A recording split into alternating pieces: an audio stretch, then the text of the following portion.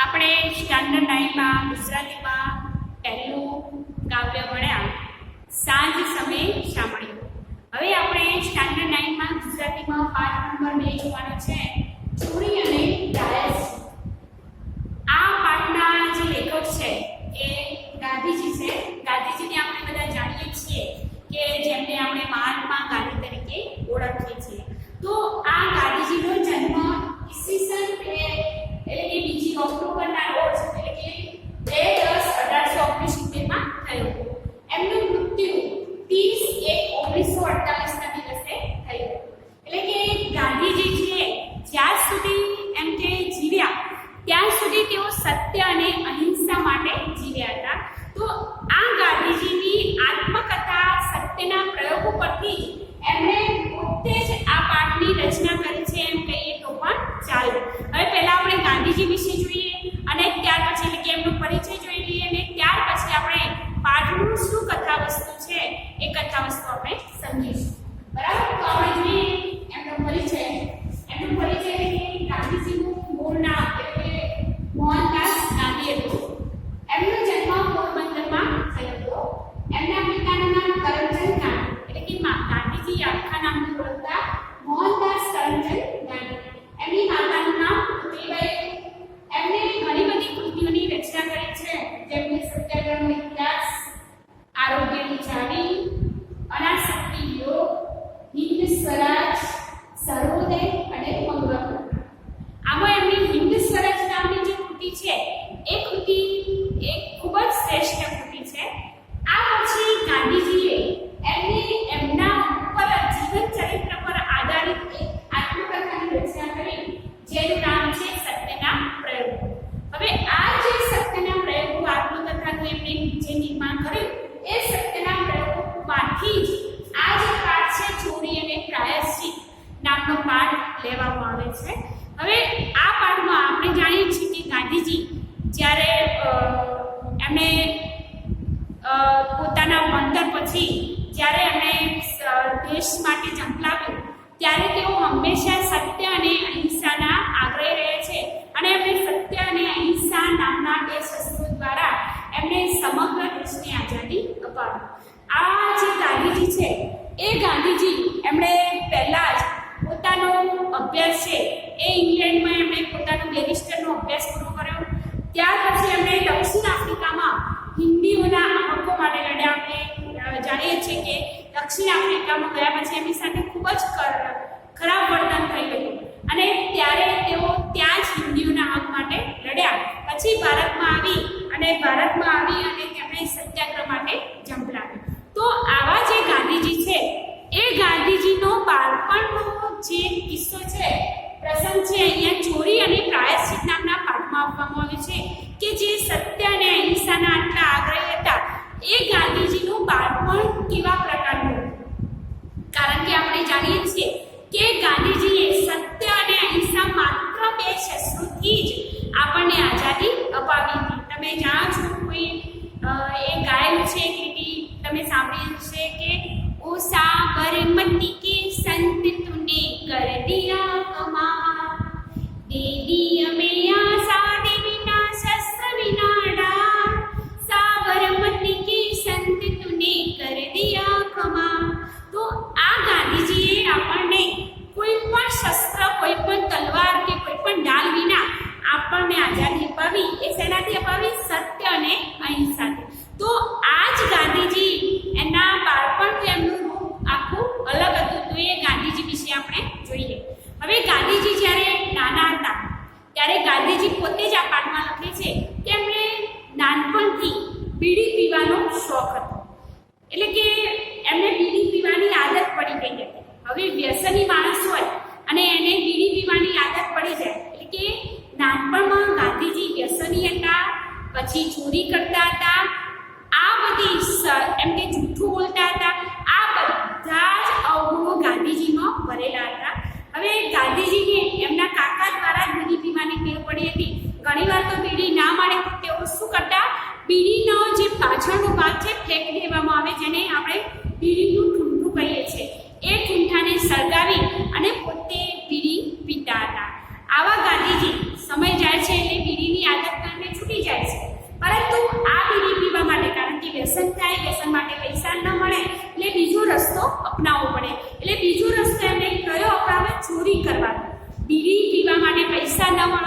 પોતે પોતાના ઘરમાં જે નોકર હોય અને નોકર પાસે જે પૈસા પડેલા હોય એ પૈસા અમુક અમુક દિવસે તેઓ લેતા અને એમાંથી તે બીડી પીતા. પણ આવું કેટલા દિવસ ચાલે? વધારે દિવસ ચાલ્યું નહીં. પછી ધીમે ધીમે બીડી પીવાના પૈસા ન મળવાથી એમણે વડીલો કારણ કે મંજૂરી લેવી પડે અને વડીલો પાસે આવી વ્યસનની મંજૂરી લેવાય ને એટલે એમણે આત્મહત્યાના પણ પ્રયાસો કરેલા નાનપણમાં.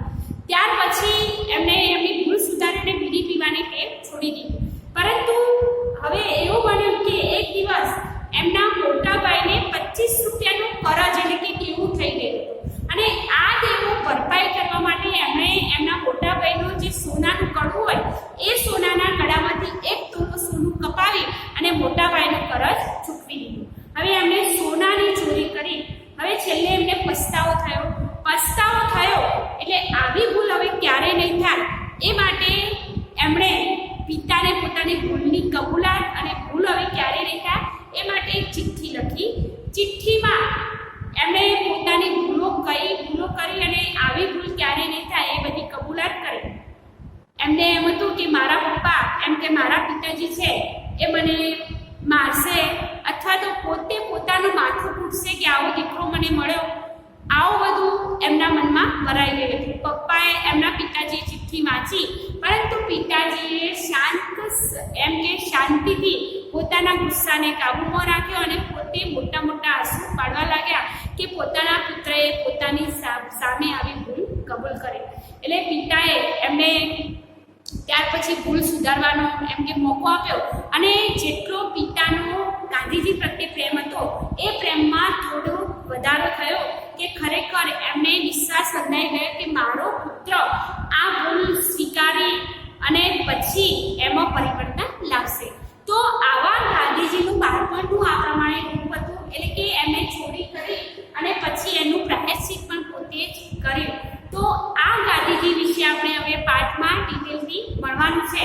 તો આપણે આ પાઠ પરથી એ જાણવા મળે છે કે જે માણસ વ્યસન કરે છે એ વ્યસન એટલે કે નાનપણમાં વ્યસન કરે છે કદાચ એમાં પરિવર્તન પણ આવે છે અને પરિવર્તન ના આવે તો ખોટા માર્ગે પણ જઈ શકે છે. અને જો નાનપણમાં જ એની ભૂલ કબૂલ કરે અને ભૂલ સુધરી જાય તો પછી એનું આખું જીવન એ પરિવર્તન તરફ જાય છે અને એનું જીવન ગાંધીજીની જેમ એનું જીવન સુધરી જાય છે. તો આપણે જોઈએ હવે પાઠ ચોરી અને પ્રાયશ્ચિત. પાઠની આ બાજુનું શબ્દાર્થ પણ લખી જઈશ, ધ્યાન રાખજો.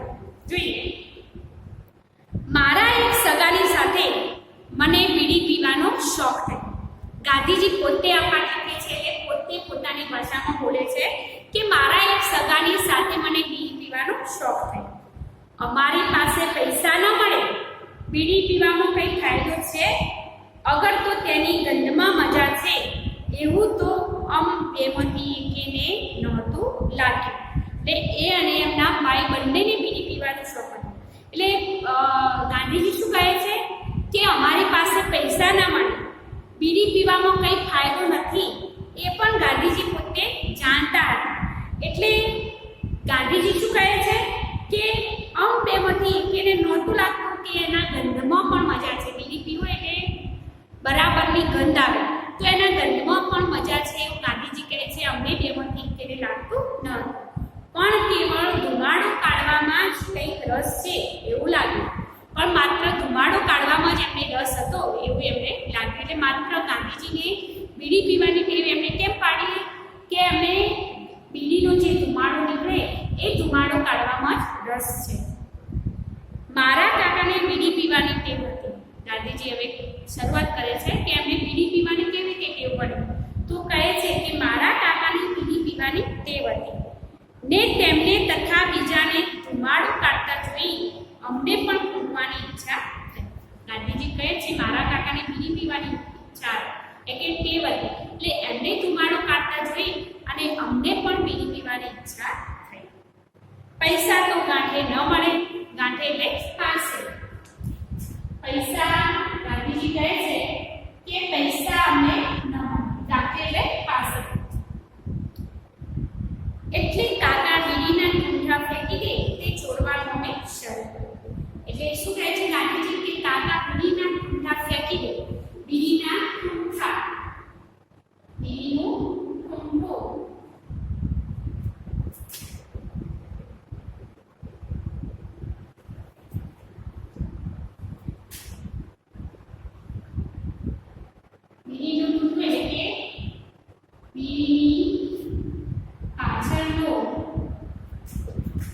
ફેંકી દીધેલો ભાગ, ફેંકી દીધેલો ભાગ, જેને બીડીનું ઠૂંઠું કહેવામાં આવે. એટલે ગાંધીજી શું કહે છે કે અમારી પાસે પૈસા તો ના મળે, પરંતુ કાકાએ જે બીડીના ઠૂંઠા એટલે કે બીડીનો જે પાછળનો ભાગ ફેંકી દીધો હોય તે ચોરવાનું અમે શરૂ કર્યું. પણ ઠૂંઠા કંઈ હર વખતે ના મળી શકે. હવે ગાંધીજી કહે છે એમણે સગાની જોડે બીડીની મજા કરી લીધી. ત્યાર પછી એમણે શું કહે છે કે બીડી પીવાથી કંઈ ફાયદો નથી, પરંતુ એમાંથી જે ધુમાડો નીકળે એ ધુમાડો કાઢવામાં ગાંધીજીને રસ લાગ્યો હતો. અને હવે બીડી પીવાની ટેવ એમને એમના કાકાથી પડી હતી. એટલે કાકાથી પડી એટલે બીડી પીવાના પૈસા ગાંધીજી પાસે હતા નહીં, પરંતુ કાકાએ જે બીડીનો પાછળનો ભાગ ફેંકી દીધેલો એ ભાગ એ સળગાવીને પીતા અને એ ભાગ એમને ચોરવાનું શરૂ કર્યું. હવે શું કહે છે, પણ ઠૂંઠા તો કંઈ હર વખતે મળી ન શકે અને તેમાંથી બહુ ધુમાડો ન નીકળે. એટલે ચાકરની ગાંઠે 2-4 ઢોકળા હોય તેમાંથી વચ્ચે વચ્ચે એકાદ છોડવાની ટેવ પાડીને અમે બીડી ખરીદતા થયો. ગાંધીજી શું કહે છે, પણ કે ઠૂંઠા દર વખતે ના મળે, કે દર વખતે કે કોઈ ઠૂંઠા પીને ફેંકી ના દેતો હોય કે દર વખતે ના મળે, કે તેમાંથી બહુ ધુમાડો ના નીકળે. હવે ઠૂંઠું પાછળ હોય તેમાંથી કેટલો ધુમાડો નીકળે. એટલે ગાંધીજીએ શું કર્યું, ચાકરની ગાંઠે 2-4 ઢોકળા હોય, ચાકર એટલે કે નોકર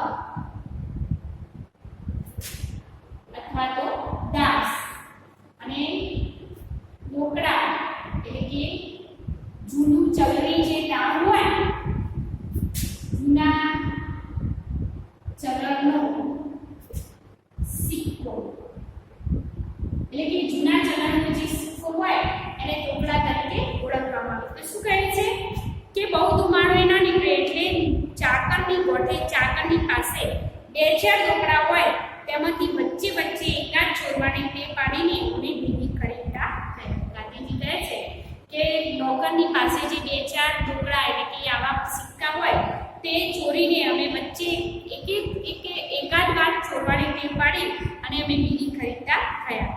પણ એને સંગરવી ક્યાં એ સવાલ થઈ પડ્યો. ગાંધીજી શું કહે છે, પણ એને સંગરવી ક્યાં એટલે કે રાખવી ક્યાં એ સવાલ થઈ પડ્યો. વડીલોના દેખતા તો બીડી પીવાય નહીં એ ખબર હતી. ગાંધીજીની ખબર હતી કે વડીલો જોતા હોય અને બીડી પીવાય નહીં. જેમ તેમ કરી 2-4 ઢોકળા ચોરીને થોડા અઠવાડિયા ચલાવ્યું. ગાંધીજી કહે છે જેમ તેમ કરી 2-4 ઢોકળા ચોર્યા અને થોડા અઠવાડિયા તો ચલાવ્યું. દરમિયાન સાંભળ્યું કે એક જાતનો છોડ જેનું નામ ગાંધીજી ભૂલી ગયા છે, થાય છે તેની ડાળખી બીડીની જેમ સળગે છે તે પી શકાય છે. અમે તે મેળવીને ફૂટતા થયા. ગાંધીજી શું કહે છે કે એમ અઠવાડિયા અમે કાઢી નાખ્યા, પરંતુ અમે સાંભળ્યું કે એક એવો છોડ છે જેનું નામ એમને યાદ નથી, અહીંયા પણ ઉલ્લેખ નથી, પરંતુ એ સળગાવીએ તો એ બીડીની જેમ સળગે છે અને એ પી શકાય છે. એટલે આવું ગાંધીજી ફૂમતા એટલે કે આ બધું મેળવીને ફૂમતા થયા. હવે ગાંધીજી શું કહે છે, બીડીનું પ્રકરણ ગાંધીજીનું આગળ ચાલ્યું, પણ એમાં ગાંધીજીને સંતોષ થયો નહીં. ગાંધીજી શું કહે છે, અમારી પરાધીનતા અમને સાલવા લાગી. અમારી પરાધીનતા એટલે કે બીજાને આધીન થવું. પરાધીનતા એટલે બીજાને આધીન થવું, બીજાને આશ્રય રહેવું. ગાંધીજી શું કહે છે, અમારી પરાધીનતા અમને સાલવા લાગી. એટલે ગાંધીજીની બીજાને આશ્રય રહેવું એ ગમવા ન લાગે, કારણ કે એમને બીડી ચોરવા માટે પૈસા ન મળવા લાગે. એટલે વડીલોની આજ્ઞા વિના કંઈ જ ન થાય એવું થઈ પડ્યું. ગાંધીજી કહે છે કે વડીલોની આજ્ઞા વિના કંઈ જ ન થાય એ ભૂખ અમને લાગી ગઈ. અમે કંટાળ્યા અને અમે તો આપઘાત કરવાનો નિશ્ચય કર્યો. ગાંધીજી શું કહે છે, અમે તો કંટાળ્યા અને અમે આપઘાત એટલે કે આત્મહત્યા કરવાનો નિશ્ચય એટલે કે નિર્ણય કર્યો. પણ આપઘાત કઈ રીતે કરવો, ઝેર કોણ આપે? હવે એમને આપઘાત કરવાનો તો નિર્ણય કર્યો, પણ એમને વિચાર પણ થયો કે આપઘાત કઈ રીતે કરવો, ઝેર અમને કોણ આપે? અમે સાંભળ્યું કે ધતુરાના ડોડવાના બી ખાઈએ તો મૃત્યુ નીપજે. કોકના પાસે સાંભળ્યું છે કે જે ધતુરો આવે, ધતુરાના ડોડવા એટલે ઝાડવા,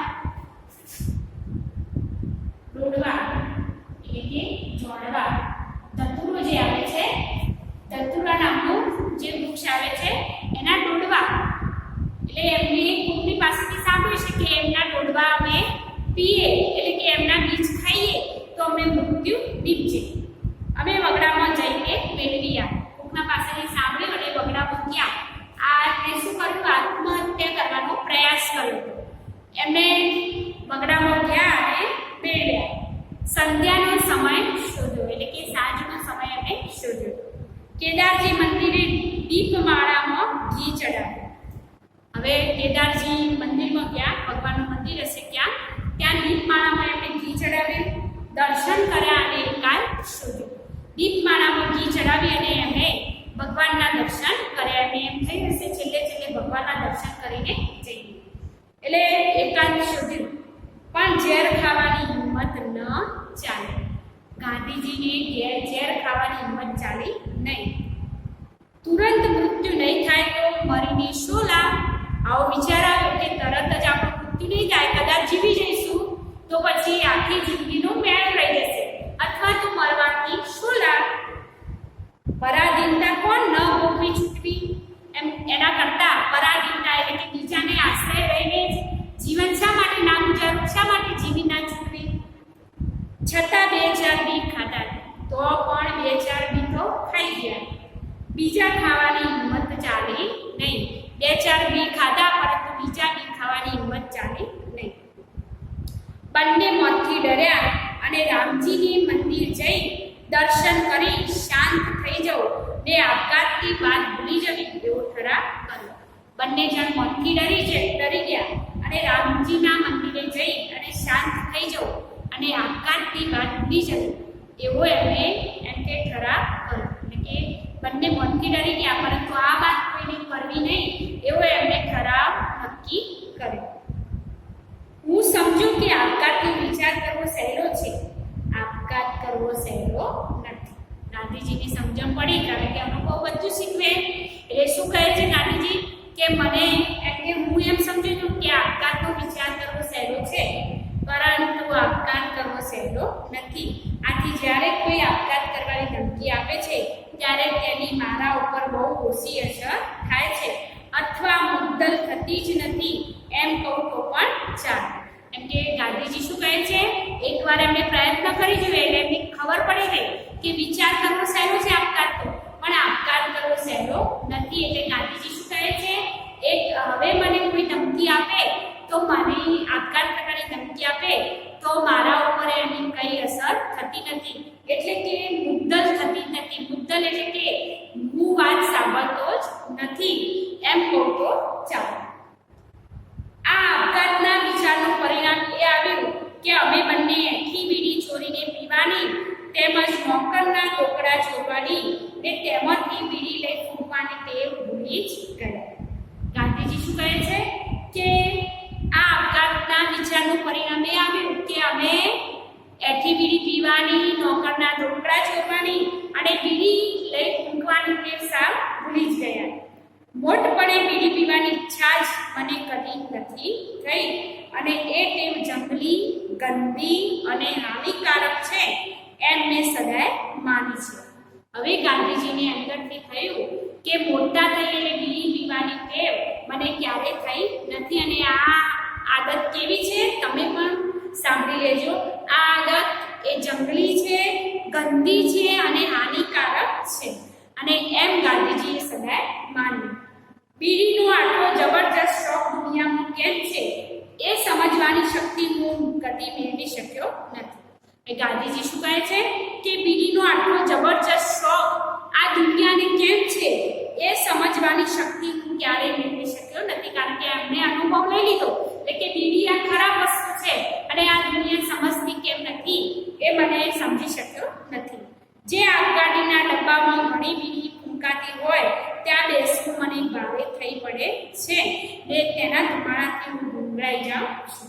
ગાંધીજી બીડીની લતે લાગ્યા હતા અને આજે એટલે કે જ્યારે એમની લત છૂટી ગઈ ત્યારે ગાંધીજી શું કહે છે, જે આગગાડીના ડબ્બામાં બીડી ફૂંકાતી હતી એ ડબ્બામાં હું ક્યારેય બેઠો નથી અને એ ધુમાડાની ગુંગળામાંથી એટલે કે એ ધુમાડાથી હું ગુંગળાઈ જાઉં છું. તો આપણે આટલો પાઠ આ પાઠની પ્રસ્તાવના વિશે આટલા શબ્દાર્થ અને આટલો પાઠ જોયો. બીજું પાઠ આપણે નેક્સ્ટ એપિસોડમાં જોઈશું. નમસ્કાર વિદ્યાર્થી મિત્રો.